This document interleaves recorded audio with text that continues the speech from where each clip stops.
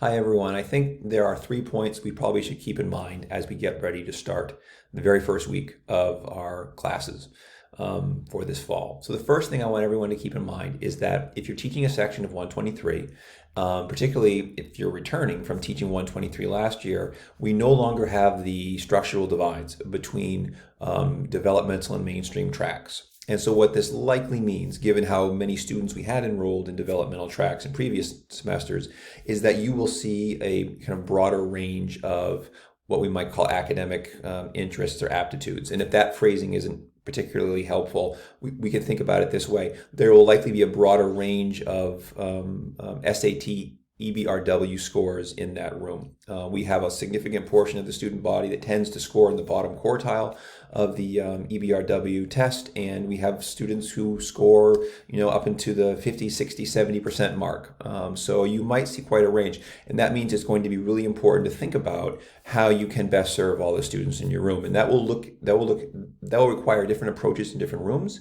But thinking about how you can best serve the students who are the least prepared is something we probably should all keep in mind as we get into this opening week. The second thing I want to bring to everyone's attention is the list of resources that we have. And I want to make just a few brief comments about those resources. So I have the links here for our common documents for EH 105, EH 123, and EH 124. We have samples of student work from English 105 if you're teaching those classes. Those are also relevant to English 124. We have also added this year some common videos for English 123 that could be sent out to students or used in class, depending upon the scenario you find yourself in. All of those resources are linked here. I want everyone, particularly with 105 and 124, to be fully comfortable and aware that these common documents are living documents. Okay, so if you see something that needs to be addressed, please mark the document. If you see A, B, or C, it could be something as superficial as a typo, or it could be something as significant as what we're asking students to do in a certain assignment, or how we're relating one assignment to the next. If you're seeing issues or opportunities to improve the documents, please let us know. We are not proceeding with the notion that these documents are perfect, that they need to be adhered to 1,000% of the time, 1,000% of the time. We are looking for ways to improve these documents. So if you see opportunities to improve them, please let us know so that that work can begin.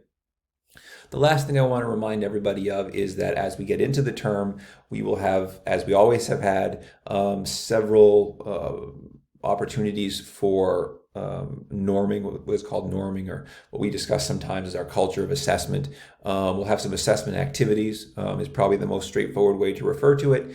This term, there will be two before the end of the semester. We will have one at the end of October, one at the end of November, and then we will have one that gets us ready for assessing the final summative assessment activities in our writing program classes. And then we will actually do the actual assessments. And that will all be done through ExamSoft. And so that work will look very much like the work that you did for Activity 2 in our August training. Okay? All right, so that's really what I have to say in a nutshell. If there are questions, comments, concerns, please let me know. I am here to help, and I want to do that, so let me know. And have a great last few days of the summer, and I look forward to eventually seeing everybody more and more on campus. Talk with you later. Bye.